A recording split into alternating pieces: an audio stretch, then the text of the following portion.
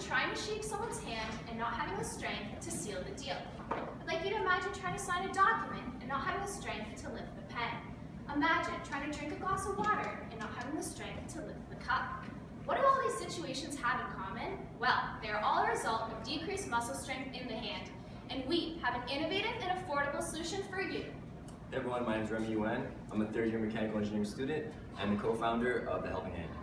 Hi everyone, my name is Christina Jukic. I'm also an engineering student and another co-founder of The Helping Hand.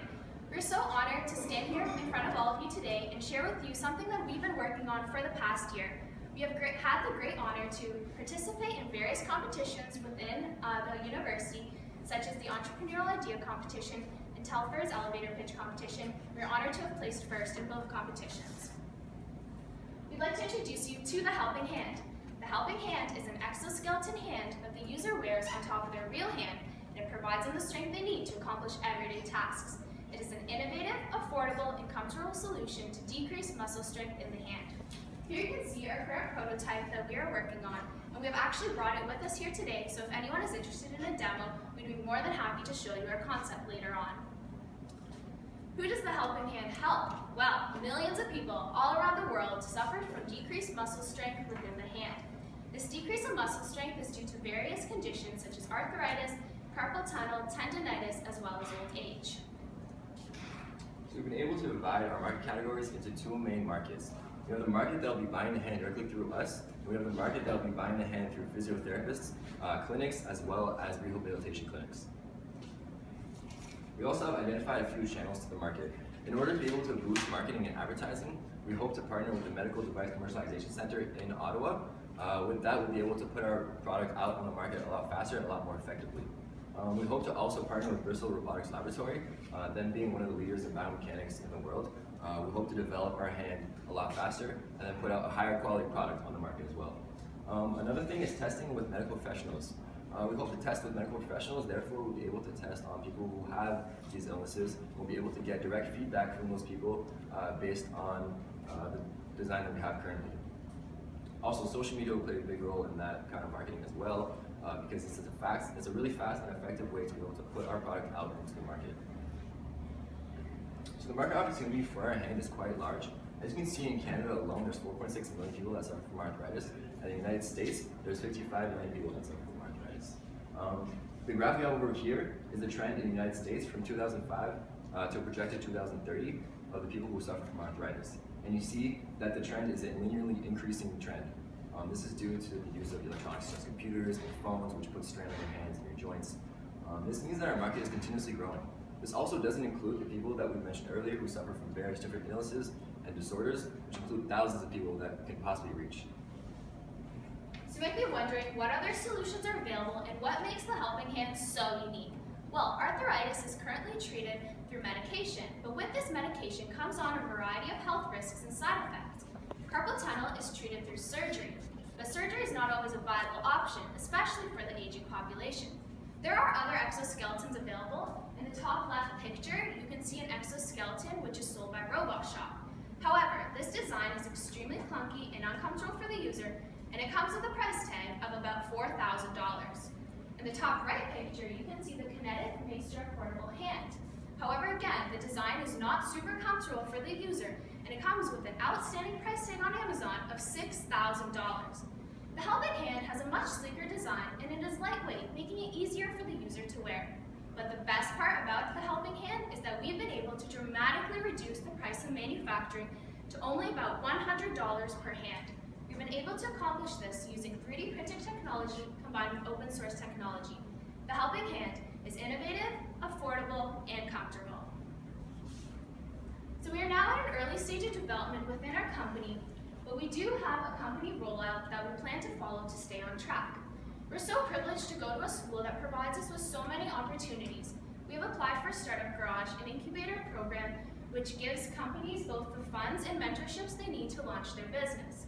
We're also planning to apply to Launching Entrepreneurs, a competition here within the Faculty of Engineering. As for implementation, this includes implementation with both the physiotherapists and medical professionals, as well as implementation with our possible partners. By implementing the product within physiotherapists' offices and testing, we can ensure that both the consumer and the medical professional are satisfied with the product and use feedback to make modifications to our design. As for the future, we would love to develop exoskeletons for other parts of the body, as well as to develop an exoskeleton to help those who have suffered from a stroke. So our initial design, we plan to make it an open source design. This really ties into our mission to be able to help people around the world, be able to help anyone who's in need. That being said, we do still plan to sell a more advanced design to the public. We also plan to offer various different things to the clients that will be buying it. So for example, we will be offering assistance to those clients. Let's say they have any questions or any kind of issues along the path of purchase to installation to use of the hand, we will be able to offer help and assistance through that. We'll also be able to offer customization to those clients. So let's say they want to be able to add a different color or different material, we will be able to offer that to our clients. We'll also be able to offer higher quality materials to our clients, give it more luxurious and a more day-to-day feel for the hand. We believe that this will give us more of a personal connection to our customers and give it less of a corporate feel. Also, in the future, we plan to potentially get a medical device license for our hand if we choose to go down that path. However, we do know that it's a lengthy and expensive process. So for the time being, we plan to keep it with a disclaimer that this is not a medically licensed device, but it can still be used for rehabilitation as well as daily use. So the price currently will be at $150. This was found from the price of $100 per hand. Again, we think this is a very reasonable price based on the price that we stated earlier from our competitors being a few $1,000s for the hands. And again, this reaches more into the field that we're trying to help people and be able to make this accessible to anyone who is in need for this hand. The price will increase with the quality of our hand as we reach further development, as we're able to produce a higher quality and more effective hand. So we made a few financial assumptions in our first year. We believe that in our first year, we'll be targeting the Canadian market, so that being the 4.6 million people who suffer from arthritis. We believe that a realistic estimate of that will be 0.1% of that market that we will penetrate. So that would be around 4,600 hands sold in our first year. So we made a table for our expenses for our first 3 years. We believe that our first year will start in 2018, once you have both graduated or undergrad. We've also divided it in a few different categories. You have your fixed costs, which include the 3D printers, which you will need to manufacture the hands themselves. We also have bill of materials. So you have the $100 allocated for the material of the hands, as well as the $1 for packaging, so that making it $101 to produce the hand. We also have operating costs, so rent. We need a space to be able to operate out of and be able to produce our hands out of, as well as salaries. We've allocated salaries for various different employees that we plan to hire. Some of those include producers, therefore those people would be in charge of the actual manufacturing of the hands, the assembly of the hands, and the printing of the hands. We've also allocated salaries for people in marketing, as well as advertising professionals that can help us along with that path. And you can see that in our first year, our profit is negative. However, this does come from the fact that we're selling a smaller amount of hands. In year 2, we plan to sell a much larger amount of hands, somewhere around 9,000, and in year 3, we plan to sell around 10,000 hands, thus generating a positive profit.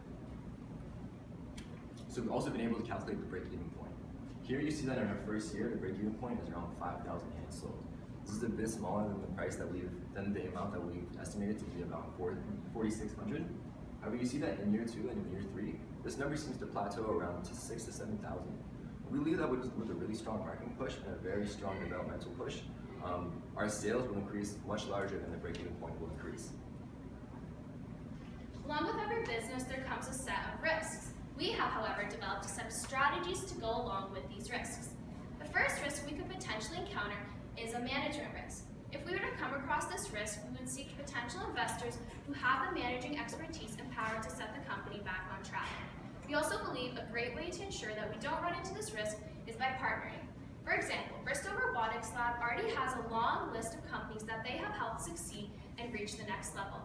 The next risk we could potentially run into is the marketing risk.